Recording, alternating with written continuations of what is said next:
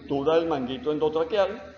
La figura es típica, nos hace la meseta aquí, y una vez recolocado el tubo, lo tenemos aquí. Aparte de eso, sirve mucho para la reanimación cardiopulmonar. Se habla de que el mejor control de las compresiones cardíacas es con el capnógrafo, y que si usted logra mantener más de 20 milímetros de CO2 expirado durante el masaje está bien dado. Y si el CO2 expirado es menos de 20 por cierto tiempo, el paciente es irrecuperable. Entonces todo eso sirve para, nos da información la capnografía. Yo espero que los que sean de terapia intensiva aquí se entusiasmen con esto y no la gente de anestesia porque lo usan todos los días. Esto es nuestro método típico para ubicar la posición del tubo endotraqueal, la clásica radiografía de tórax. Tenemos eco pulmonar, tenemos toda esa cosa, pero nada como una radiografía que es una imagen de la cavidad torácica que nos va a indicar el tubo. Entonces tenemos en esa placa de tórax todos estos elementos que están aquí, el arco aórtico, la aurícula derecha, todo lo que vemos en la lámina. Pero hay un punto que es el que nosotros nos interesa para el tubo endotraqueal, que es esto que estoy señalando aquí con el puntero, eso que está aquí, que es la carina traqueal. Esa carina es la bifurcación de la tráquea en los dos bronquios. ¿Y por qué es importante? Porque el tubo no puede estar ni metido en el bronquio derecho ni en el bronquio izquierdo. Siempre se dice que debe estar un poco retirada de la carina.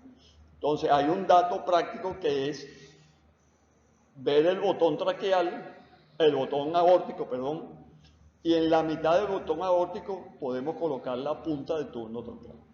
Ese es un dato práctico. En la mitad del botón aórtico colocamos, es donde debe estar la punta del tubo endotraqueal. Entonces, fíjense, aquí también vamos a ver lo interesante cuando se toman las radiografías en esos pacientes que están empezando en ventilación mecánica, cómo el tubo se mueve con los movimientos de la cabeza.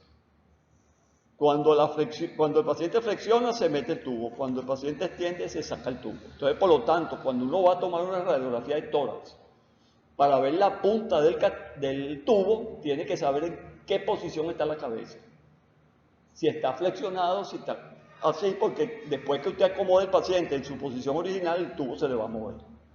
Y no es lo que usted vio en la radiografía de tórax. Aquí vamos a ver un ejemplo extremo de un paciente neonatal en los cuales las distancias son críticas, fíjense. Esto que está aquí, que estoy señalando aquí, es la carina y esta es la punta del tubo. Esto está en extensión. Cuando el paciente flexiona, fíjense cómo la punta del tubo llega casi a la carina. Entonces uno tiene que siempre estar pendiente de que en qué posición se tomó la radiografía de tórax. Y el otro punto de la radiografía de tórax es si el paciente tenía PIP o no tenía PIP. Porque el PIP da una falsa mejoría radiológica. Porque infla al paciente en expiración también, el pulmón se ve más negro que blanco y uno cree que el paciente está mejor. No, eso es mejoría falsa por el uso de PIP. Entonces, eso es otro dato. Esa placa, ¿cuánto tenía de PIP? ¿Cómo tenía la cabeza? Posición intermedia. Extensión, flexión, para ubicar esto.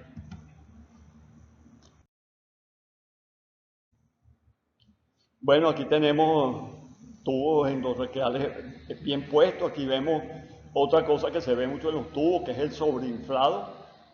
Fíjense cómo está eso sobreinflado. Lo ideal es medirle la presión a esos tubos, pero como generalmente no hay con qué medirla, entonces hay un dato práctico que es, se infla, se va desinflando hasta que tenga un pequeño escape. Cuando él tiene un pequeño escape con el estetoscopio en la garganta, uno dice, ese es el mínimo inflado del manguito. Es preferible ese mínimo escape que esté inflado como está aquí, porque eso produce daño traqueal y hay una patología que es monstruosa, que es la traqueomalacia. La traqueomalacia es algo que no se le desea al peor enemigo.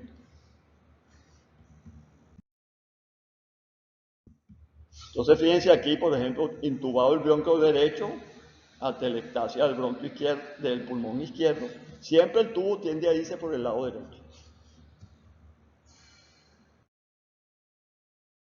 Aquí vemos ahora, este fue otro caso diferente. Esto es una atelectasia completa del pulmón izquierdo por un tapón de moco. Se sacó el tapón de moco y el paciente expandió su pulmón como él. Y la sincronía del paciente con el ventilador se usa siempre de entrada asistido controlado. Ponemos la frecuencia del ventilador, la que nosotros queremos, y le damos chance al paciente de iniciar la ventilación si él requiere más ventilación. Porque a veces, por ejemplo, decimos, tiene 500 de volumen corriente por el peso ideal. Le calculo 12 de frecuencia, entonces me da 6 litros de volumen minuto.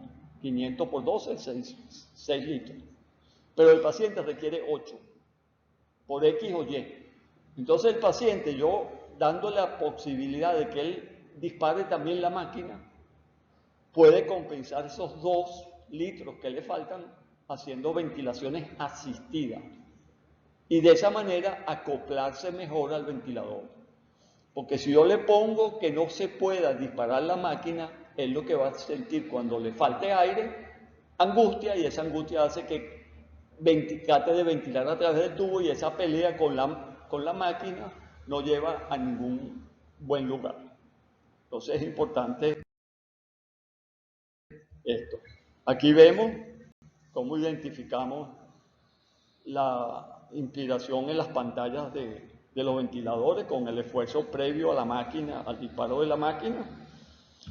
Y aquí tenemos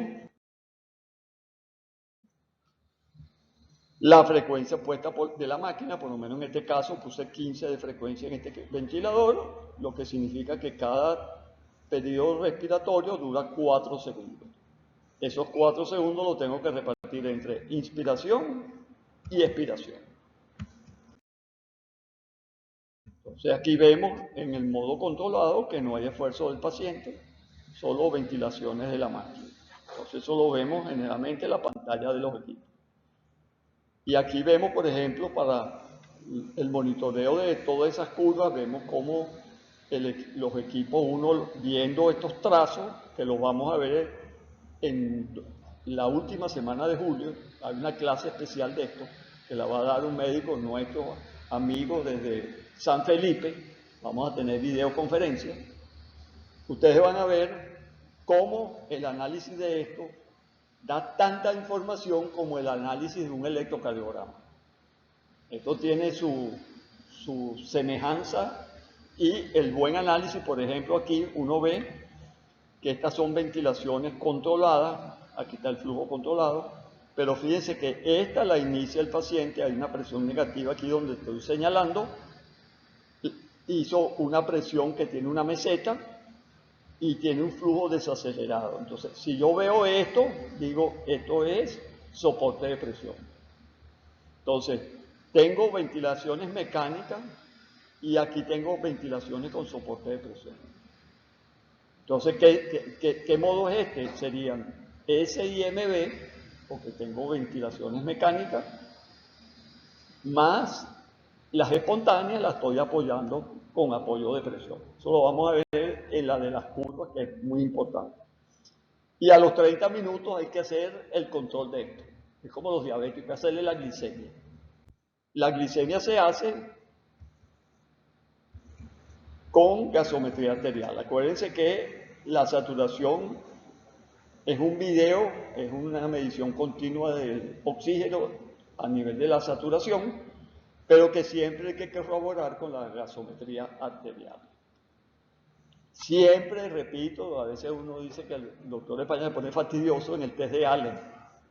Hay que siempre garantizar que hay los 2 circuitos. Y la forma que yo les dije, que lo hagan en la madrugada, cuando no hay luz suficiente, es poner el saturómetro en el índice, aprietan los circuitos, sueltan y si aparece la onda saturómetro aquí, onda saturómetro aquí, los 2 circuitos están bien. Sin tener que a las 2 de la mañana con una luz medio mala, trata de ver si se pone rosado o no se pone rosado. Y aquí tenemos los resultados. En base a esto analizamos Y básicamente estos resultados los vamos a manipular con estos botones que están aquí. La frecuencia respiratoria, el volumen corriente, esto nos da el volumen minuto. Para el oxígeno tenemos la FiO2 y el PIB. También tenemos los cambios de posición para mejorar la oxigenación del paciente.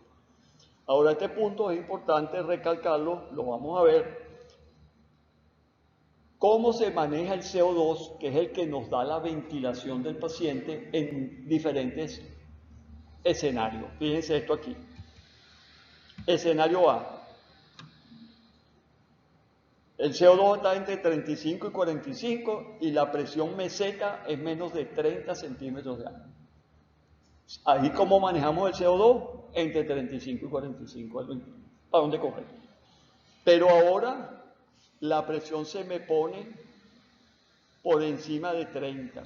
Y la única forma que yo tengo para bajar esto de 30 es bajar el volumen corriente. Si yo bajo el volumen corriente me va a subir el CO2. Indudablemente que va a subir el CO2.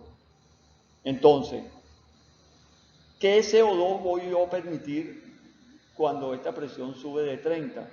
Entonces se permite manejar entonces la ventilación a través del CO2, pero el indicador de los términos es el pH.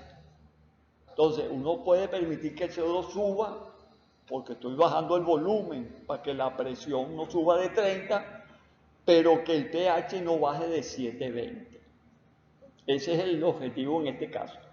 Yo tengo 720, puedo tener 90 de CO2. Mi volumen corriente lo tuve que bajar de 500 a 300 porque más me daba más de 30. Y entonces manejo eso con el pH. Entonces estos son datos que son importantes tenerlos. Cuando bajen la presentación, métanlos en su libreta de recuerdos importantes.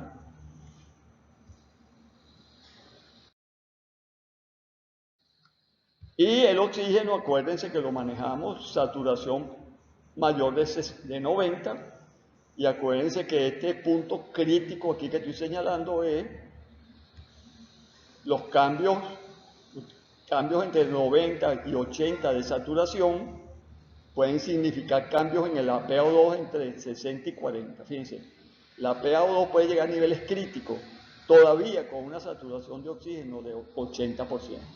Por eso es que se considera que de 80 para abajo, inclusive algunos que son más liberales dicen que 75, pero de 75 para abajo la situación es crítica.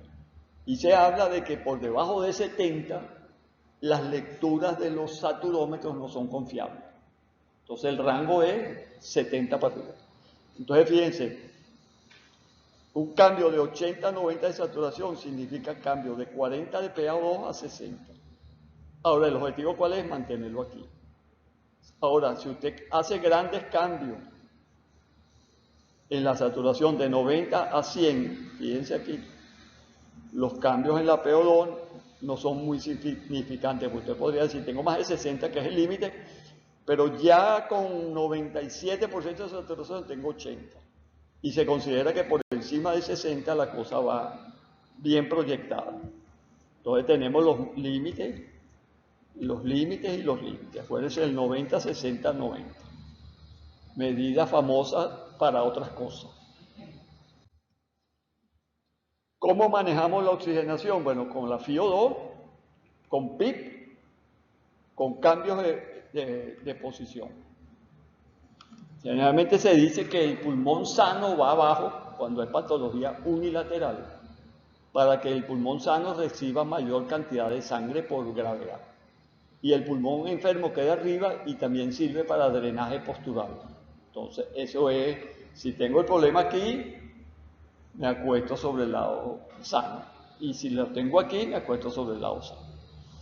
Ahora, hay un dato muy interesante que es lo siguiente.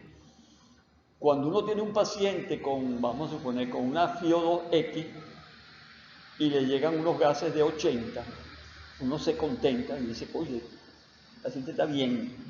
Pero eso lo tienes que correlacionar con el oxígeno que recibe.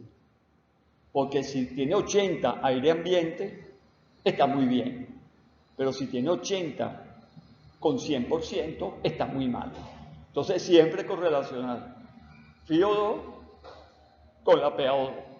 Y hay una pequeña regla que uno usa, que es pensar cuánto debería tener el paciente para esa FiO2. Entonces hay una regla práctica que dice que se usa aquí en Caracas, por la altura que tenemos. Si están trabajando en La Guaira, el 5 es 6, porque es a nivel del mar. Entonces usted multiplica la concentración de oxígeno que recibe el paciente por 5, que es una constante, y le da el PaO2 que debe tener ese paciente. Entonces fíjense ustedes, yo tengo un paciente que tiene 60 de PaO2 con 50%, y yo estoy contento. Resulta que él no está bien, porque él para 50% debería tener 250 de PaO2. Entonces usted ve la diferencia entre tenerlo dentro del rango de trabajo a tenerlo de manera óptima. No está óptimo, está muy mal porque debería tener 250. Eso es una regla práctica que hay. Entonces vamos a ver aquí un caso más o menos para que ustedes vean más o menos cómo manejamos esto de manera práctica. Entonces, fíjense, parámetros iniciales de un paciente con 70 kilos de peso ideal que presenta insuficiencia respiratoria aguda severa, que vamos a iniciar la ventilación mecánica. Con esto, equilibrio ácido base y gasometría, pH 730, CO2 28, PaO2 50 con máscara con reservorio y 14 de bicarbonato. Diagnóstico del paciente, sepsis de origen biliar, radiografía de tórax, infiltrados pulmonares bilaterales. Paciente con esta gasometría se decide este plan que tenemos aquí en este cuadrado amarillo. Entonces, tenemos que darle apoyo ventilatorio mecánico total, no parcial. En el modo asistido controlado, ese es el plan que tengo yo como médico recibiendo el paciente. Lo voy a limitar por volumen, 70, le voy a dar 10 mililitros por kilo de volumen, con una frecuencia de 15, el volumen minuto es 700 por 15, me da 10,5 litros, voy a poner una fracción inspirada entre 90 y 100, aquí hay controversias por lo siguiente. Hay gente y grupos médicos grandes y poderosos que no les gusta usar 100% de oxígeno, porque eso puede empeorar la condición del paciente, porque puede tener áreas críticamente ventiladas que si nosotros las llenamos de oxígeno, como el oxígeno se disuelve muy rápido en la sangre, se colapsarían y aumentarían la hipoxemia. Entonces hay escuelas en las cuales se dice que el oxígeno de un paciente entre 90 y 100 no cambia mucho. Entonces mejor es dejar 90 como máxima para dejar siempre un 10% de nitrógeno que nos puede permitir que el alvéolo esté abierto. Entonces eso es importante. La relación IE de 1 a 2, pausa inspiratoria del 10% para medir el compliance del pulmón, o sea, el estático, e inicio con un PIB que poco me va a alterar la hemodinamia del paciente. Entonces vemos aquí, pusimos al paciente con todos sus parámetros, vemos aquí cómo va el ácido base, cómo lo pusimos aquí está la presión inspiratoria pico, la presión media, tenemos aquí la gasometría del paciente, tenemos aquí, entonces vamos a empezar a fijarnos nuestros objetivos. Siempre que uno coloca una máquina ponemos los objetivos. ¿Cuál es el objetivo mío con este paciente? Que yo logre tener PaO2 más de 60, saturación mayor de 90, con una FiO2 de 0,6 o menos y que la presión meseta sea menos de 30. Si yo llego a esos objetivos, bueno, soy un éxito total. Pero uno tiene en medicina que fijarse los objetivos. A veces uno dice, yo tengo un paciente infectado. Ajá, pero ¿cuál es tu objetivo con ese paciente infectado? Bueno, también darle 7 días de antibióticos, la cuenta blanca y todos los los mediadores que se hacen. Uno siempre tiene que fijarse metas, porque a veces uno ve que hay personas que fijan tratamientos, pero no se fijan qué quieren, cuál es el plan de esto. Siempre uno tiene que tener un plan. ¿Hasta dónde voy a llegar? Yo llego a estos 4 parámetros, ese es mi objetivo, en este paciente. Entonces, fíjense, yo con estos parámetros que fijé aquí, llegué a tener estos parámetros que están aquí. Fíjense, pH de 740, mejoró el pH, el CO2 siguió bajo y la PaO2 en 70, pero con 90% de fracción. O sea que, aunque tengo 70, pero no está bien, porque tengo que relacionarla con esto que está aquí. ¿Qué ajustes hice yo aquí? Bueno, yo aquí los ajustes que hice fue subir el PIB de 5 a 8, la presión me subió a 43, porque esto era, fíjense, yo subí 3 de PIB y la presión pico me subió 3 del PIB que le agregué. La presión media subió de 35 a 38. Entonces ya tengo aquí una serie de problemas. La FiO2 muy alta, la presión pico alta, la presión meseta alta.